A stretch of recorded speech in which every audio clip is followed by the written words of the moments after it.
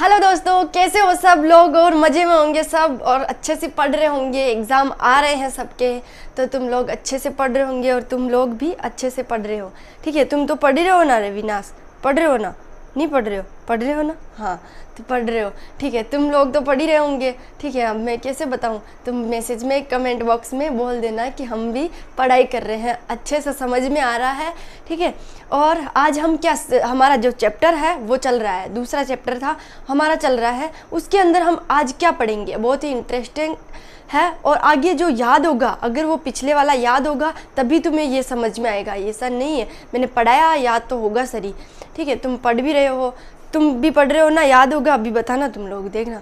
ठीक है, तो आज हम क्या पढ़ेंगे, स्ट्रक्चर ऑफ माइक्रोस्पोरेंजियम। यानी माइक्रो यानी क्या होता है, माइक्रो यानी जो हम कोई भी पदार्थ हुआ, कोई भी चीज़ हुई, उसे हम आँखों से, नंगी आँखें हैं, जैसे अपन चश्मा लगे के भी नहीं देख सकते, और अपनी नॉर्मल आँखें हैं उससे भी हम नहीं देख सकते, उस पदार्थ को हम नहीं देख सकते, उसे क्या कहते हैं हम, माइक्रो। उसे हम क्या कहें, माइक्रो कहेंगे। और माइक्रोस्पोरेंजिया यानी क्या होता है, स्पोरेंजिया यानी जो होता है बीजाणु, जो बीज होते हैं, बीजाणु होते हैं, गोल गोल स्पोरेंज। ठीक है, स्पोरेंज ये होते हैं। तो हम इसके बारे में स्ट्रक्चर, परागकोश देखा होगा। अब हम देखेंगे कि पुष्प जो होता है उसके अंदर हमने पढ़ा था कि प्लेसेंटा कहाँ होता है। ठीक है, उसके बाद हमने देखा परागकोश कहाँ होता है, यानी फिलामेंट कहाँ होता है, और एंथर कहाँ होता है। तो उसके अंदर एंथर की संरचना है, ये एंथर की संरचना के अंदर अपने देखा था, हमने उसको पोस्टमार्टम किया था उसका, और उसको देखा था। उसके बाद हमने देखा कि जो परागकोश है उसके अंदर की जो संरचना थी वो देखी। अब उस परागकोश के अंदर में से अंदर की संरचना ये वाली है, ये परागकोश जो है उसके अंदर की संरचना है कि माइक्रो जो स्पोरेंजिया है वो कहाँ पाया जाता है, यानी जो लघु बीजाणु। माइक्रोस्पोरेंजिया यानी क्या होता है, लघु बीजाणु।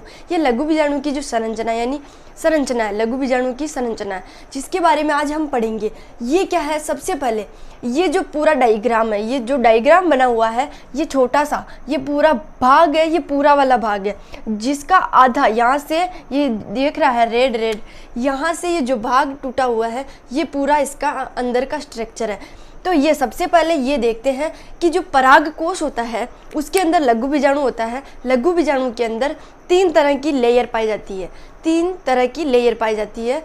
आज हम देखेंगे इसके अंदर। सबसे पहले देखते हैं कि 4 प्रकार की लेयर होती है। ठीक है, तो ये देखेंगे कि सबसे पहले ये क्या है। ठीक है, ये है, ये जो है इसका स्ट्रक्चर है। अब हम देखते हैं कि ये स्पोरेंजिया है, ये स्पोरेंजिया है यानी जो बीजाणु है उसके अंदर की संरचना, बीजाणु। ये क्या है, लघु बीजाणु उत्तक, ये लघु बीजाणु उत्तक है। कैसे है, इसके अंदर का जो पार्ट है ये लघु बीजाणु उत्तक है। अब ये जो परत दिख रही है, गोल गोल स्ट्रक्चर दिख रहा है, ये बाहर, ये सबसे अंदर की जो लेयर है उसे हम कहेंगे टेपिटम। सबसे बाहर की परत को क्या कहेंगे हम, बाहर, यानी कहेंगे कि एंडोथीशियम। एंडोथीशियम यानी बाह्य परत, बाह्य परत कहेंगे, एंडोथीशियम हो गई।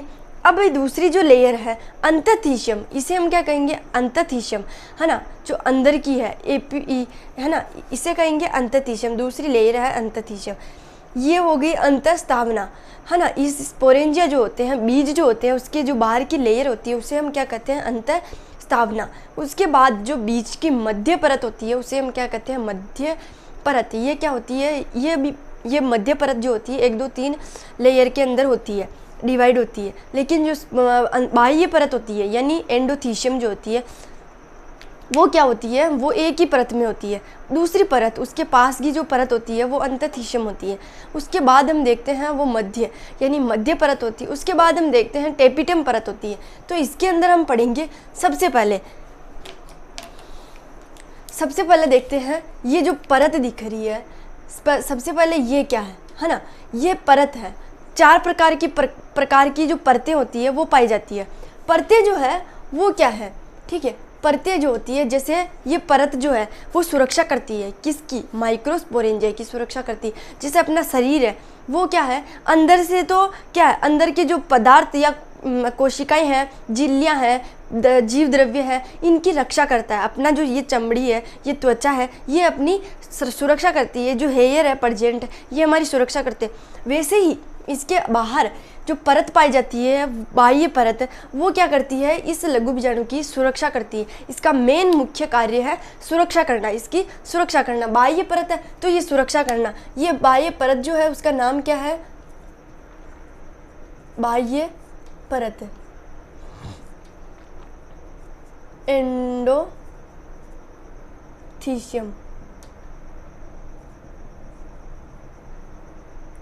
एंडोथीशियम है ना, ये एक लेयर में होती है और इसकी जो कोशिकाएं हैं, ये क्या है, कोशिकाएं, इन्हें हम क्या कहते हैं, कोशिकाएं।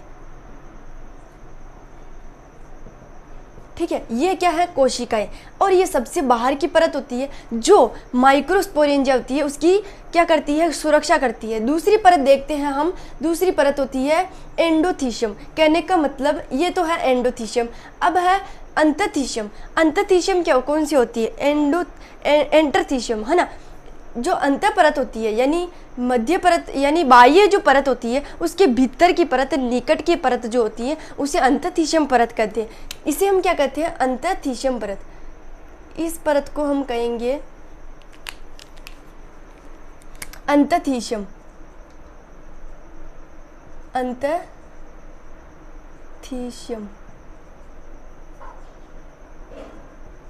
अंतथीशियम। इस परत का नाम है अंतथीशियम, यानी जो आंतरिक परत है, जो बाह्य परत है उसके भीतर उपस्थित होती है, उसे हम अंतथीशियम परत कहते हैं। इसका मेन कार्य क्या होता है, ये जो परत होती है इसका कार्य होता है सुरक्षा, यानी कहने का मतलब जो बीजाणु होते हैं उनको पोषण प्रदान करना होता है, उनको पोषण प्रदान करना होता है। जो ये परत होती है ये आर्द्रताग्राही होती है। आर्द्रताग्राही होकर ये लघु बीजाणु जो होते हैं उनको स्फुटन से बाहर निकालते हैं। इस परत का मेन कार्य होता है जो लघु बीजाणु है, यानी जो माइक्रोस्पोरेंजिया बीजाणु जो है, यानी परागकण जो है, उनको क्या करती है, जो पराग कोश होता है उनसे बाहर निकालने का कार्य इस एंडोथीशियम का कार्य होता है। इसका मेन कार्य है, आपको पूछे कि एंडोथीशियम का कार्य क्या है, तो जो पराग कोश होता है उसके अंदर माइक्रोस्पोरेंजिया होता है, यानी कहने का मतलब परागकण होते हैं, बीज होते हैं, उनको क्या करते हैं, परिपक्व होने के बाद बाहर निकालने का कार्य एंडोथीशियम का होता है। ये आर्द्रताग्राही होती है, जिसके कारण जो इसकी भीतर वाली परत होती है, कौन सी परत होती है, मध्य परत होती है, उनको क्या करती है, नष्ट करने का कार्य करती है।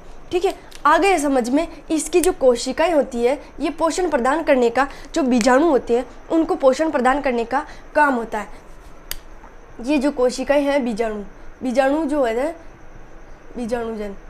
बीजाणुजन होता है, उनको पोषण प्रदान करने का काम करती है। तीसरी परत देखते हैं हम कि जो मध्य परत होती है।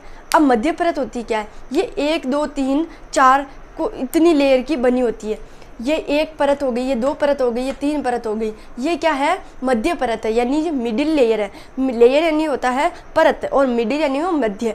ठीक है, तो मध्य परत है जो 1 2 3 परतों में विभाजित होती है। ठीक है, उसके बाद हम देखते हैं कि ये जो है अंतथीशियम के पास वाली परत होती है। अंतथीशियम के पास वाली परत होती है, इसका कार्य क्या होता है, इसका कार्य होता है, ये परतें जो होती है धीरे धीरे जैसे परिपक्व होती है वो नष्ट हो जाती है। नष्ट हो जाती है किसकी वजह से, अंतथीशियम आर्द्रताग्राही होता है। कैसा होता है, आर्द्रताग्राही,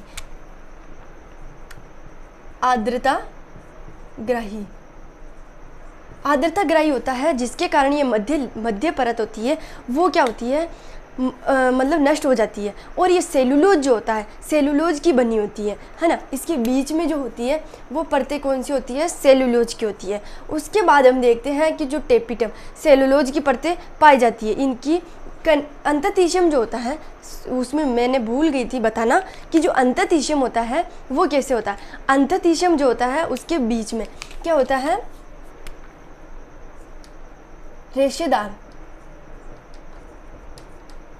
रेशेदार पट्टियाँ पाई जाती है। रेशेदार पट्टियाँ कैसे पाई जाती है, ये दिख रही है, ये 1 2 3, ये रेशेदार पट्टियाँ पाई जाती है।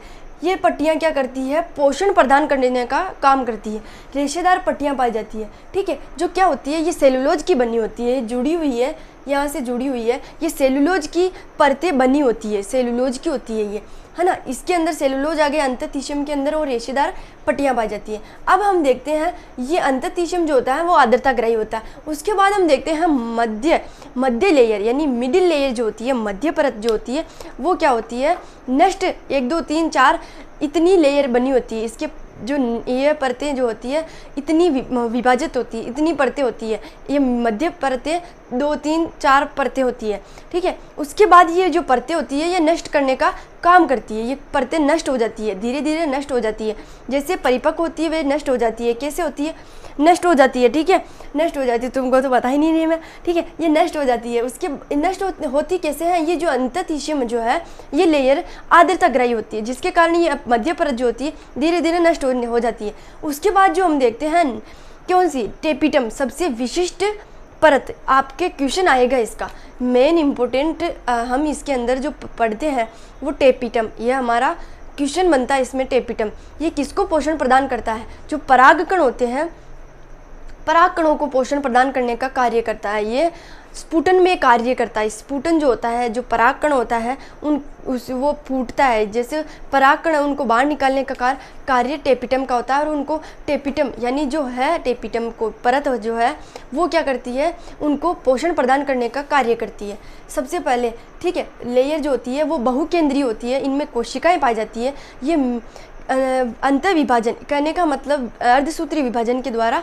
बनता है। इसके अंदर कौन सा? केलोज नामक पदार्थ पाया जाता है, ठीक है।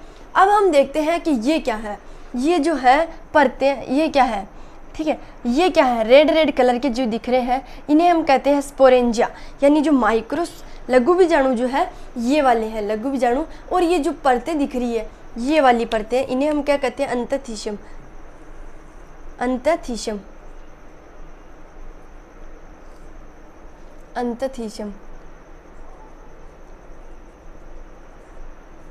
सॉरी टेपिटम कहते हैं इसे, टेपिटम, भूल ही जाती हूँ, टेपिटम, इसे हम कहते हैं टेपिटम।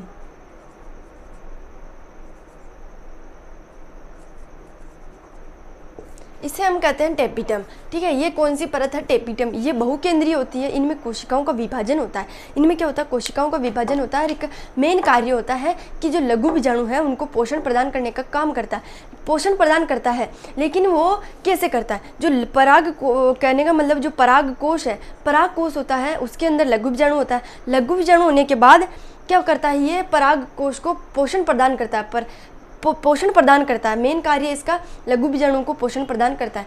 उसके बाद हम डायग्राम देखते हैं कि ये वाला जो है इतने सारे दिख रहे हैं, ये क्या है? परागकण,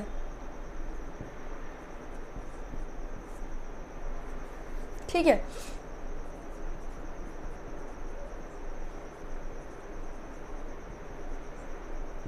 ये जो है पोलन ग्रेन। इसके बाद ये जो परतें हैं ये सब परतें पाई जाती है। इसके अंदर क्या होता है? परागकण। ये क्या है? ये भी परागकण,